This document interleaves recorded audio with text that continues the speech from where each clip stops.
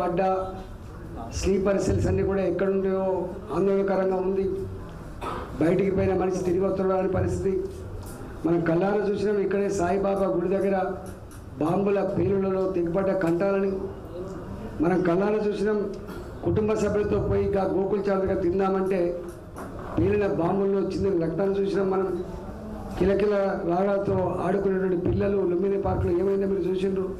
దిల్సుఖ్ నగర్లో పొట్ట పనిచేస్తే తప్ప పొట్టనేటువంటి వాళ్ళు హడావిడిలో ఉంటే బాంబులు పేర్లు ఇంతమంది చనిపోయిన మీరు చూసిండ్రు. ఎన్నో ఇవాళ బాంబుల మూతలు లేవు, తుపాకీ శబ్దాలు లేవు.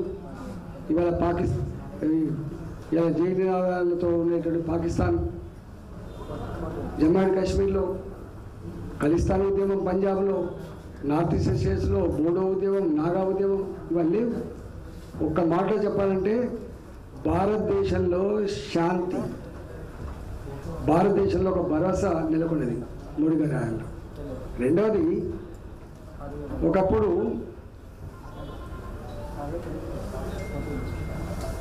జమ్మూ అండ్ కాశ్మీర్లో మన జెండా ఎగరాలంటేనే ప్రాణం గాలిలో కలిసిపోయే రోజులు ఉంటాయి.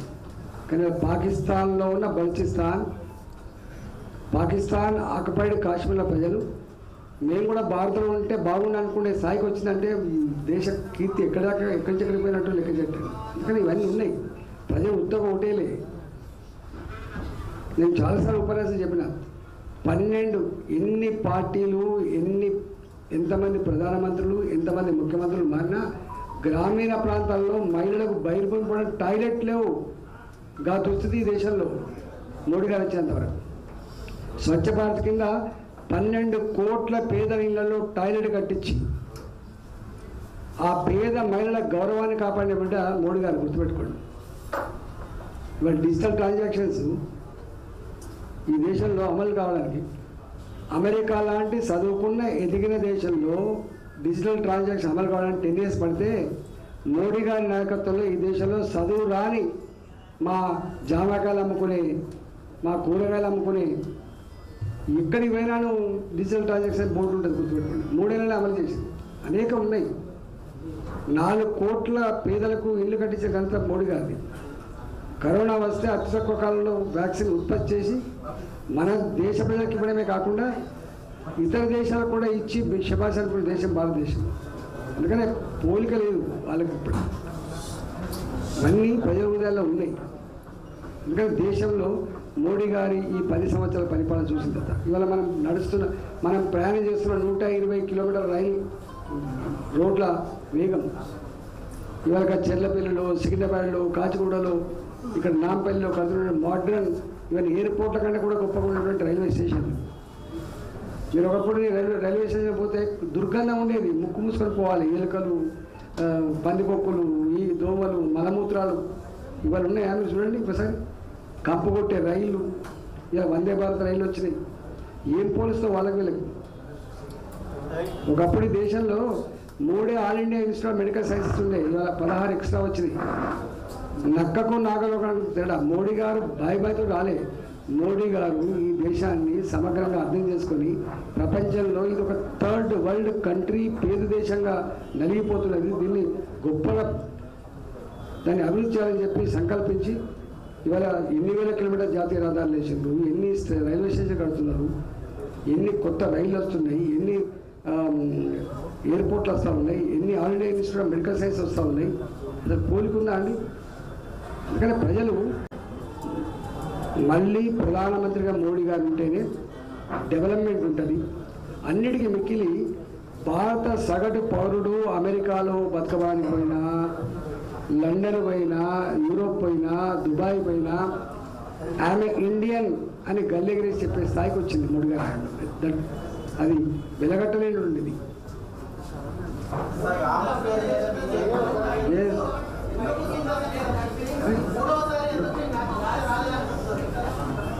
నేను ఏమంటున్నా, అందుకని ఈ దేశంలో ఒకసారి అధికారంకి వస్తే మళ్ళీ మార్పు కోరుకుంటారు ప్రజలు, మళ్ళీ మార్పు కోరుకుంటారు.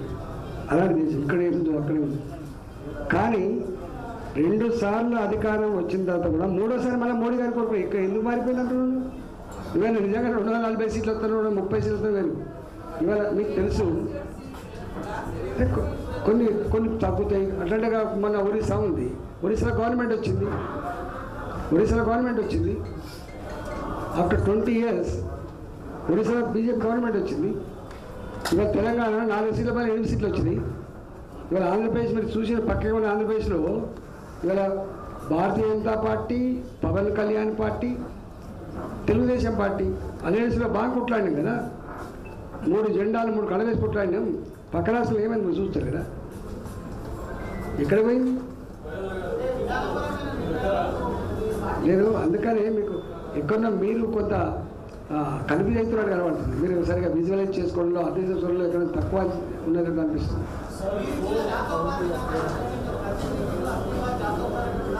ప్రజలు ఇచ్చిన నినాదం ఎస్ తప్పకుండా ఇచ్చినాం. ప్రజలు ఇచ్చిన నినాదం అది గుర్తుపెట్టుకోండి. ఎక్కడ చేయను రాముని పేరు మీద చేయలే. మేము నిర్మాణమైన నేషనల్ హైవేస్ మీద మాట్లాడినాము, పేదలకు ఇచ్చే 5 కిలోల బియ్యం గురించి మాట్లాడినాము, కట్టిన 4 కోట్ల ఇళ్ళ గురించి మాట్లాడినాము, పేదలకు ఇంత ముందు చెప్పిన టాయిలెట్ల గురించి మాట్లాడినాము, స్వచ్ఛ భారత్ గురించి మాట్లాడినాము, అభివృద్ధి గురించి మాట్లాడినాము, ప్రపంచ చిత్రపటం మీద భారత జాతి కీర్తి ఎగురుతున్న తీరు గురించి మాట్లాడినాము.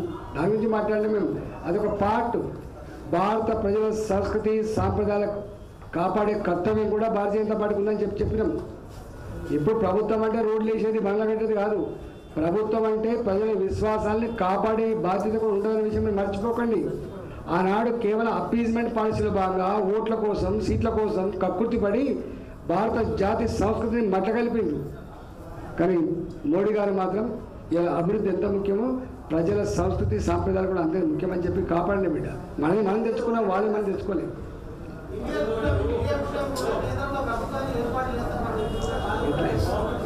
అంటే వెకిలి మాటలే, ఇవే మాటలు, వెకిలి మాట. ఇప్పుడు ఒక మాట చెప్తాను. ఒక్కొక్క మాట.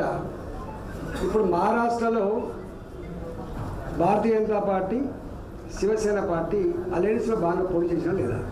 ధర్మం ఏంది? ఎన్నికల ముందు కలిసి పోటీ చేసిన వాళ్ళని ఎక్కడో రెచ్చగొట్టిండ్రు, తీసుకుపోయిండ్రు. కాంగ్రెస్ పార్టీ కలిసి అధికారం. శివసేన యొక్క ఫిలాసఫీ ఏందో మీకు కాదు. శివసేన యొక్క మూల ఫిలాసఫీ ఏదో మీకు కానీ చేసింది. ఆ పార్టీలో ఉన్న ఎమ్మెల్యే తిరుగుబాటు చేసి మా మా మా మా ఫిలాసఫీ కాదు, మా ఫిలాసఫీ బీజేపీతో ఫిలాసఫీ అని చెప్పి వచ్చింది.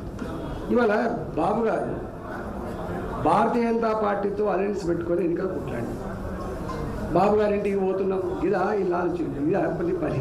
బాబు గారి ఇంటికి పోతున్నాం, పోతావా? బీహార్లో ఉన్నటువంటి వాళ్ళ ఇంటికి పోతా రండి అన్న.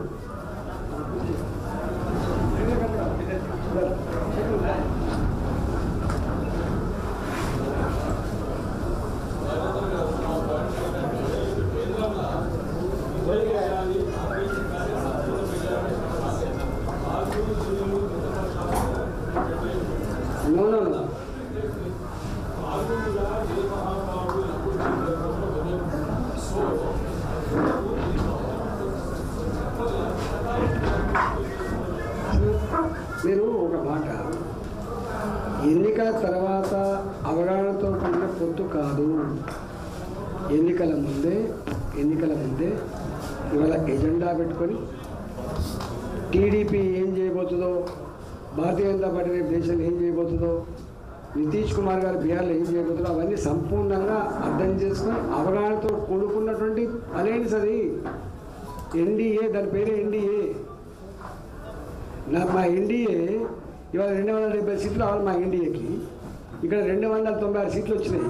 సంపూర్ణ మెజారిటీతో ఉన్నటువంటిది ఇది. సంపూర్ణమైన మెజారిటీతో ఉన్నది. బాధ్యత 5 సంవత్సరాల కాలం పాటు బ్రహ్మాండంగా ఉండి ఇవాళ మరోసారి దేశంలో అనేక రకాల అభివృద్ధి కార్యక్రమాలని నిర్వహించబోతున్న ప్రభుత్వం ఇది.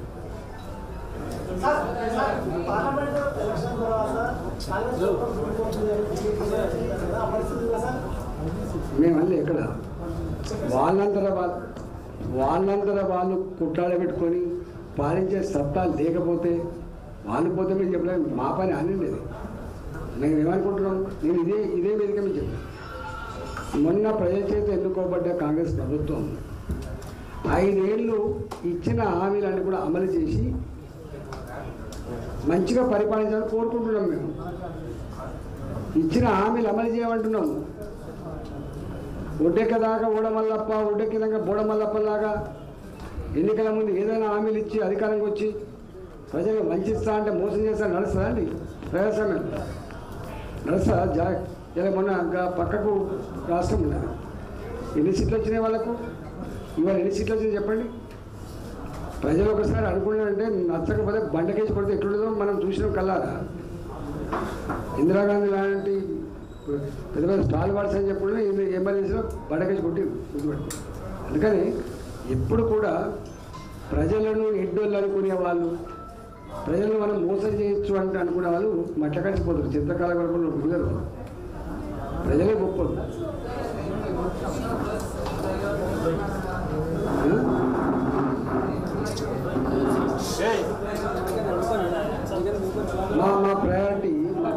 మా ప్రయారిటీ మొట్టమొదటిగా పేదలకు ఇక్కడ ఇల్లు కట్టలేదు. పేదవాళ్ళకు సొంత ఇంటి కళ నెరవేర్చడం మా ప్రయారిటీ ఉన్నది ఇక్కడ. రెండవ ప్రయారిటీ ఇవాళ గ్రామీణ ప్రాంత రోడ్లు కావచ్చు, PMGSY,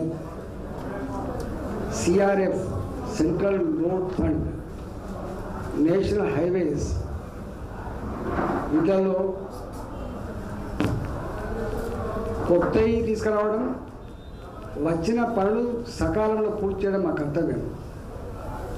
3, ఇవాళ రామగుండం ఎరువుల కర్మాగారం కావచ్చు, ఇవాళ ఇక్కడ వ్యాగన్ ఫ్యాక్టరీ కావచ్చు కాజీపేటలో, ఇక్కడ నిరుద్యోగ యువత ఎంత సఫర్ అవుతుందో మనం చూస్తూ ఉన్నాం. ఒక్క ఉద్యోగానికి 100 మంది కాంపిటీషన్లో ఎగ్జామ్ రాసే పరిస్థితి వస్తున్నాం. 6 ఏళ్ళుగా 7 ఏళ్ళుగా లైబ్రరీలో పొంటి అటు పనులు తిరుగుకుంటూ ఉపాసం వండుకుంటూ చదువు ఎగ్జామ్స్ రాసుకుంటా ఉద్యోగం వల్ల ఆ ఎంప్లాయ్మెంట్ జనరేషన్ మా ఇష్యూ ఉంటుంది. 4వది ఇక్కడ ఇన్ఫ్రాస్ట్రక్చర్ మనం చూస్తున్నాం. ఇప్పటికి కూడా ఇవాళ గ్రామీణ ప్రాంతాల్లో జరిగినటువంటి డెవలప్మెంట్ మీరు బయటికి ప్రచారం అయితే లేదు, కానీ కట్టిన గ్రామ పంచాయతీ భవనాలు, కట్టిన మహిళా సంఘ భవనాలు, మన నడుస్తున్న సిమెంట్ రోడ్లు, పారుతున్న మురికి కాలువలు, పెరుగుతున్న పచ్చడి చెట్లు, వెలుగుతున్న లైట్లు, తడి చెత్త పొడి చెత్త షెడ్లు, ఇవాళ శ్మశాన వాడికి ఇవన్నీ కేంద్ర ప్రభుత్వం ద్వారా వచ్చే నిధులతోటి అభివృద్ధి అవుతున్నది. మర్చిపోతున్నారు.